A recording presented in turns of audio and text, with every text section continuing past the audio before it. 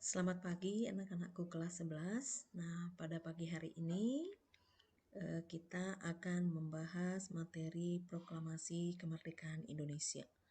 Nah, untuk inti materi pertemuan hari ini, kita akan membahas bagaimana beberapa peristiwa-peristiwa penting sekitar proklamasi Indonesia. Nah, Ibu sampaikan dulu. Nah, nanti tujuan pembelajaran kita untuk topik materi ini, kita akan membahas mengidentifikasi peristiwa-peristiwa penting menjelang proklamasi kemerdekaan Indonesia, kemudian menganalisis kaitan kekalahan Jepang pada Perang Asia Pasifik dengan perumusan proklamasi kemerdekaan Indonesia. Yang ketiga, menganalisis terjadinya peristiwa Rengas Dengklok, apa yang menjadi pokok perbedaan pendapat antara para aktivis atau golongan muda dengan tokoh nasionalis atau golongan tua. Yang keempat, kita nanti akan menganalisis dinamika dan respon masyarakat Indonesia terhadap proklamasi kemerdekaan Indonesia. Dan yang berikutnya, merumuskan nilai-nilai kejuangan yang terkandung dalam peristiwa Rengas Dengklok dan proklamasi kemerdekaan Indonesia. Dan yang terakhir nanti menganalisis makna penting proklamasi terhadap pembentukan pemerintahan ataupun badan-badan kelengkapan negara Indonesia. Nah, di sini Ibu sampaikan peta konsep, nanti kita akan bahas yang pertama, itu tentang peristiwa penting sekitar proklamasi. Kemudian yang kedua, dinamika dan reaksi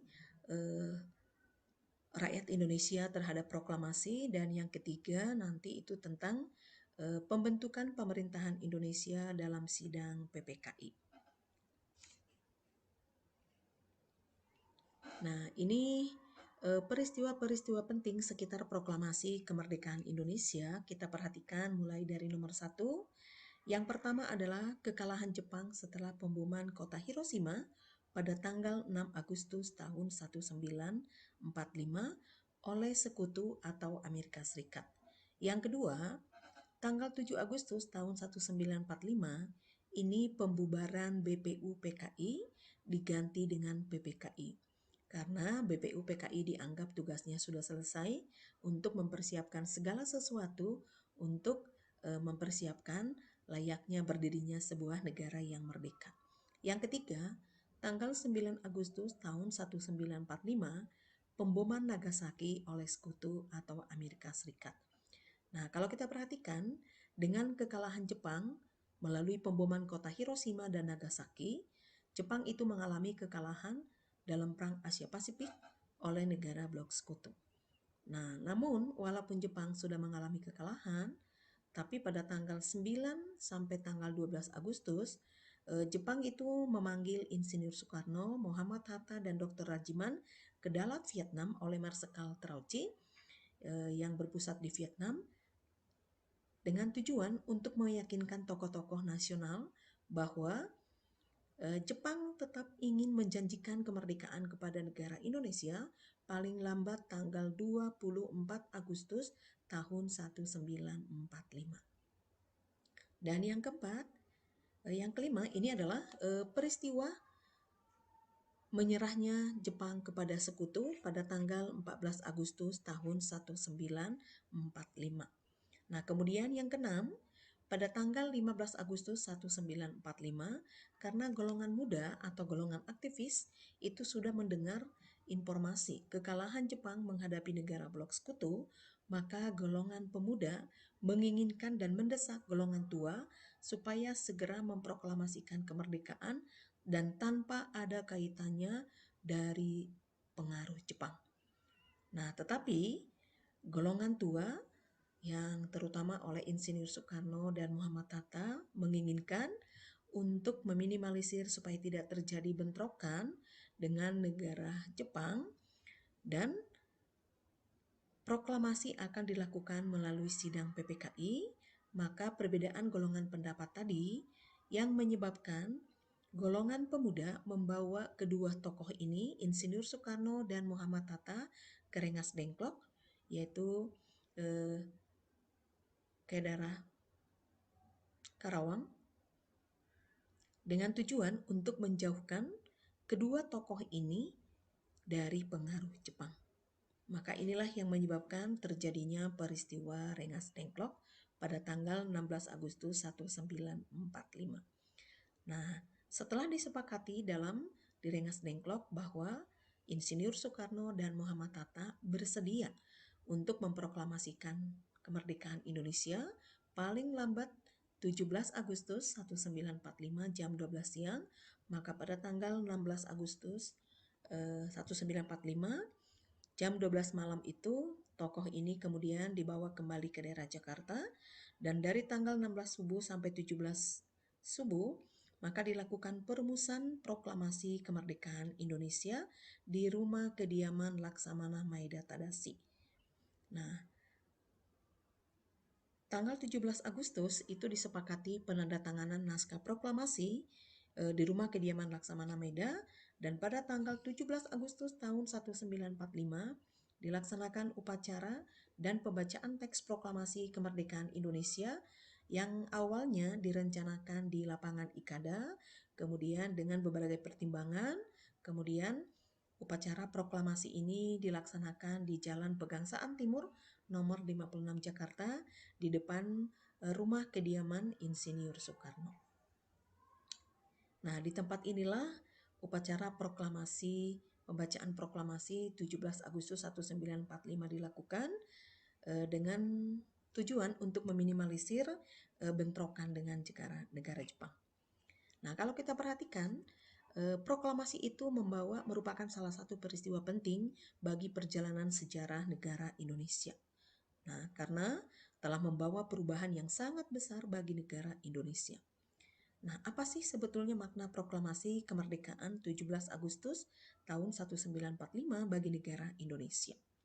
Yang pertama, proklamasi kemerdekaan ini merupakan titik puncak perjuangan bangsa Indonesia meraih kemerdekaan bebas dari penjajahan.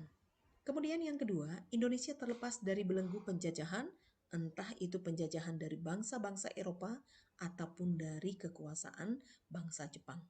Dan yang ketiga, lahirnya negara baru yaitu negara Republik Indonesia. Nah, dengan adanya proklamasi 17 Agustus 1945 tentunya ini membawa dinamika ya, perubahan dan reaksi rakyat terhadap kemerdekaan. Berita proklamasi itu tentunya menyebar luas ke seluruh wilayah Jakarta awalnya. Peranan para wartawan dan pemuda ikut menyebarluaskan berita proklamasi itu melalui siaran radio, kemudian poster, surat kabar, selebaran, ataupun informasi dari mulut ke mulut, sehingga pada akhirnya berita proklamasi ini menyebar ke seluruh Indonesia bahkan dunia. Kemudian 2 tahun kemudian Indonesia mendapatkan pengakuan dari negara-negara lain tentang kemerdekaan Indonesia, bahwa negara Indonesia sudah berdiri menjadi sebuah negara baru, negara yang merdeka. Terutama Indonesia mendapatkan pengakuan ini dari negara Mesir, Lebanon, Syria, Afghanistan, Birma, Saudi Arabia, Yaman, dan negara Rusia. Nah, tentunya berbagai macam respon masyarakat Indonesia merayakan kemerdekaan dengan berbagai euforia. Kemudian para pemuda dan masyarakat Indonesia melucuti dan mengambil alih kekuasaan Jepang atas stasiun kereta api, sistem listrik, dan stasiun pemancar radio. Yang selanjutnya dilakukan adalah mengambil daerah instalasi penting di Yogyakarta, Surakarta, Malang, dan Bandung dari tangan Jepang. Bahkan para pemuda juga bergabung pada laskar-laskar perjuangan untuk melucuti senjata dan mengambil alih aset-aset penting ke markas Gempetai Jepang. Dan yang berikutnya menyebarluaskan berita proklamasi melalui siaran radio, media cetak, dan surat kabar, dan juga melalui selebaran. Nah, ini adalah reaksi rakyat terhadap kemerdekaan Indonesia. Nah, tentunya negara-negara dan pemimpin daerah-daerah Indonesia juga mendukung, warga negara Indonesia mendukung kemerdekaan Indonesia. Nah, kita perhatikan, nah ini adalah contoh-contoh bagaimana reaksi dan dukungan masyarakat Indonesia terhadap kemerdekaan Indonesia. Nah, termasuk peristiwa lapangan Ikada pada tanggal 19 September 45 itu adalah sebagai bentuk protes dan perlawanan rakyat Indonesia, terutama golongan pemuda, dengan rencana Jepang menyerahkan kekuasaan kepada sekutu, sehingga Komisi Aksi Menteng 31 yang dipelopori oleh Gerakan Pemuda Jakarta berusaha untuk memobilisasi massa dan mendesak pemerintah mengadakan rapat raksasa di lapangan Ikada dengan tujuan yang pertama, para pemimpin Republik Indonesia dapat menyampaikan semangat kemerdekaan kepada seluruh rakyat Indonesia. Yang kedua, menunjukkan kepada dunia bahwa bangsa Indonesia dapat meraih kemerdekaan karena perjuangan sendiri, bukan pemberian atau hadiah dari Jepang. Nah, ini adalah nilai-nilai juang yang bisa kita lihat dalam peristiwa proklamasi, bagaimana kita meneladani nilai-nilai perjuangan dari tokoh-tokoh nasionalis dan golongan pemuda yang berperan dalam peristiwa Rengas Dengklok, perumusan proklamasi, bahkan sampai peristiwa dan pembacaan proklamasi Indonesia.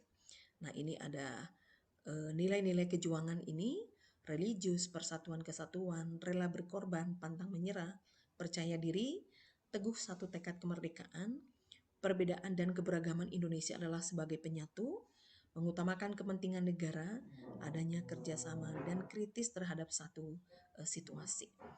Nah, untuk pertemuan kita kali ini itu materi yang bisa Ibu sampaikan, dan nanti untuk bagaimana negara Indonesia sudah berdiri menjadi sebuah negara yang merdeka, tentunya negara Indonesia harus memenuhi syarat-syarat secara de facto dan secara de jure untuk mendapatkan pengakuan dari negara lain sebagai layaknya berdirinya sebuah negara baru.